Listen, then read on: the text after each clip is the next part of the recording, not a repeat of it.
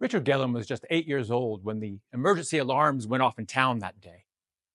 It was winter in North Dakota, but he can still remember how his little boots made curious holes in the snow as he ran outside and around the house towards the commotion.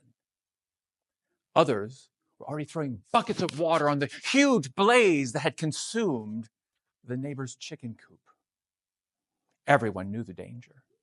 They knew that if that fire got to these wooden framed houses, that pretty soon the entire town could be ablaze.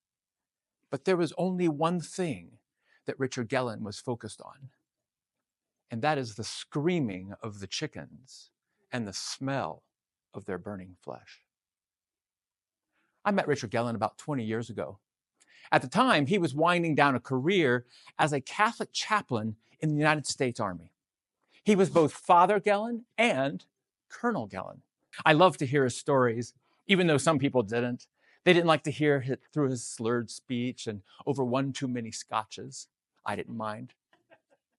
Later on, he invited me to his retirement party at his ranch here in Trinidad, and hundreds of people showed up, including several four-star generals. I was amazed as guest after guest stood up and told gut-wrenching stories of the heroics of Colonel Gellin in battle and how Father Gellin had counseled them through the darkest hours of their lives and made their lives better. I stayed with him that night. I observed him in a corner of his living room. Yet another bottle of wild turkey lay empty at his side. He was sobbing. You see, I didn't wonder at the magnitude of his accomplishments or at the depth of his service to others. I wondered about the cost of that calling. A few years ago, Father Gellin and I encountered one another again, and he noted that he wanted to write his memoirs. And so together we embarked upon a journey to do just that. But this was more than a biography writing project. This was a look into how this man had accomplished so much in his life, had devoted so much to his life, and yet had never taken care of the man himself. You see, Richard Gellin was born in 1937 at a time when the Dust Bowls roared across the prairie. In North Dakota, members of that great Sioux American Indian tribe still roamed the plain. A few years later, Uncle Fritz came back from the Second World War, and he extolled the virtues of that great American soldier. Richard wasn't really that devout of a Catholic. But in a small cathedral in the late 1950s, God spoke to him and called him to be a priest. He answered that call. He did the education. He got the ordination in 1964, and he began serving all over North Dakota. And then he heard the voice of God again. And God said, I want you to serve the American soldier.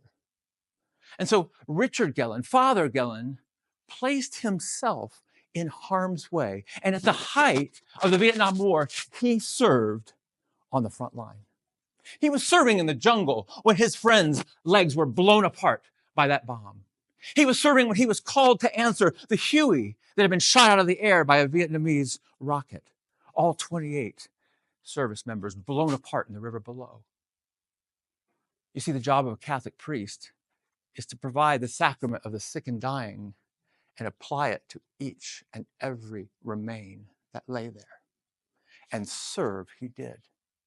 He was serving when he joined his troops and stormed that horseshoe bunker as napalm was raining from the sky above. He was serving as that Vietnamese officer came at him with a gun and he squeezed his trigger and shot that man dead. But through it all, Father Gellin could only hear the screaming of the chickens and the smell of their burning flesh. Cracks were already appearing when he went home. When the church bells rang in town, Father Gellin ran under the dining room table. When his father came to wake him gently, Father Gellin leapt from the bed and knocked the man out. All was not well with Father Gellin. But you see, in those days, we didn't know anything about caring for the emotional or mental well-being of our soldiers. Life just went on. And so too it did for Father Richard Gellin, in service, in devotion to his calling. But you see, death and tragedy continued to follow him. And PTSD and alcoholism and loneliness began to fill those ever-widening cracks.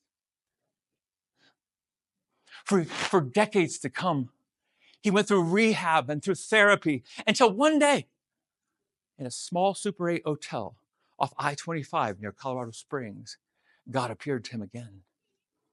God filled his room with a kaleidoscope of light, and in each shard was another element of his life. And throughout the night, he wrestled with each of these elements. And as the dawn broke, a voice came through and said, "When will you let me love you?" You see, Father Gellin, the priest, had forgotten to open his heart that he may be served. Colonel Gellin, the soldier, had forgotten to lay down his arms that healing could begin.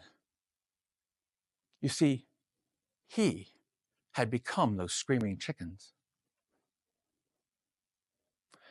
Father Gellin is 89 years old today.